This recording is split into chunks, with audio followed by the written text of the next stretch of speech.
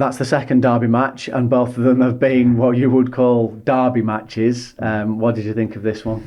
Yeah, I mean, it was. I think the overriding thing for me and the players, obviously, is a frustration and a bit of a disappointment. We came here today with the aspirations of obviously getting 3 points and us being where it was clear we would have been tonight in terms of if we would have got them 3 points.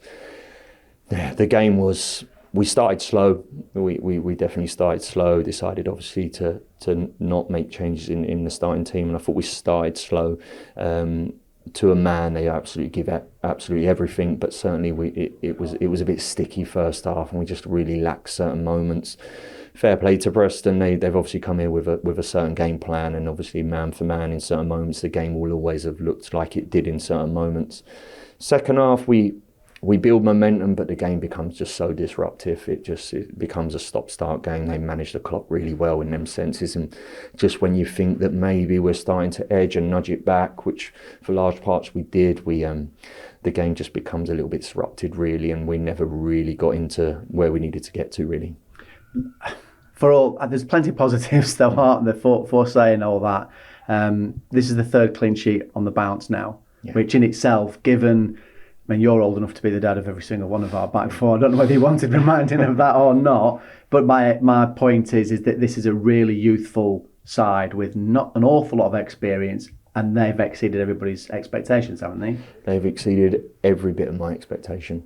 And look, I'll be the first to sit here on a camera after a game and be critical of my players if I feel that they deserve to be critical, and often you'll find if I'm going to be critical of them, it'll be through a lack of effort or a lack of work rate or a passion or a desire to play for this football club and play for this shirt.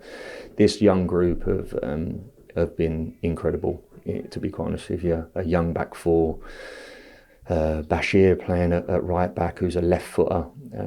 CJ, I don't think he's played probably 2-3 professional games on the spin.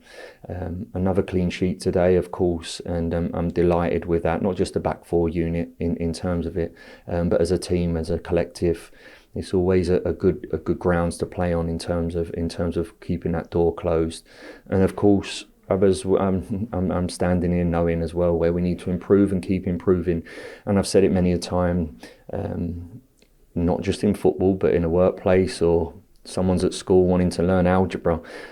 Every teacher wants a magic wand to go and get a pupil to learn it very, very quick or understand it. The facts are it ain't. No, that's just not how it works. What you do need is you need pupils, or you need a group of men and a group of players that have a real understanding, want to get better, want to learn, and I have every bit of that in this changing room. So perspective in life and perspective certainly in our jobs, what we do sometimes goes missing. The perspective here is we sit where we sit currently with this young group that have been nothing short, and I'm not ashamed to say it's incredible. And apologies if you don't want me to ask this, because I know you don't like looking back as such, but it's not that long ago that we were sitting in Spain. It was a lovely hot sunny day, I'll give you that for one, but 33 players have either come in or out over the last not a few weeks, should we say, because the reality is it is that, and yet here we are right in the top 2 of the table. Yeah, exactly that. And look, we don't want to be ones that are always looking back on how it was. The facts are that's how it was. There was a massive change here, massive players coming in and out. We was living and breathing and eating it every single day. I was seeing the dynamics of it. And there was 1,000,000% some concern in terms of how we'd have reacted to that, how we would cope going into now at the league when it started, because it was happening so late in that. And to like I said, the thing that pleased me the most is a group of men here and a group of players that have took everything on board what we're saying in terms of what gives us a platform to be in this position. What gives us a platform to be in this position is not the tactical, the technical element. We're fully aware of where we need to improve. To be where we are in this at this current moment in time is the togetherness, the work ethic what these boys are putting in, and the desire to keep improving, and that's given us a foundation to be where we are.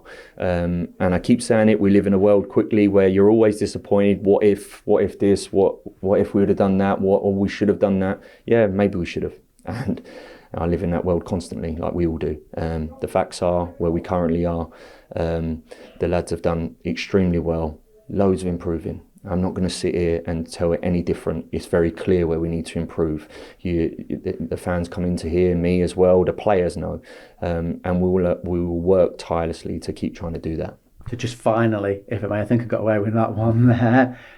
2 weeks now until the next match. So what can you do? I know there's some players who are heading out on international duty. I know you've got birthday on the horizon as well. I won't mention that. Yeah. So just I give them some downtime now. It's been a tough week this week, a lot of games, and obviously the squad's probably been a little bit stretched in terms of injuries. So give some downtime now to the players, and then we get back to work. You're in and around it every day, whereas you know in terms of the work that obviously all of us are trying to do in terms of the players and everything. So we'll get back right on board and keep learning and keep improving where we need to improve. And just in case we don't speak in front of a camera between now and next Sunday, on behalf of everyone here and all the Burnley fans watching around the world, happy birthday.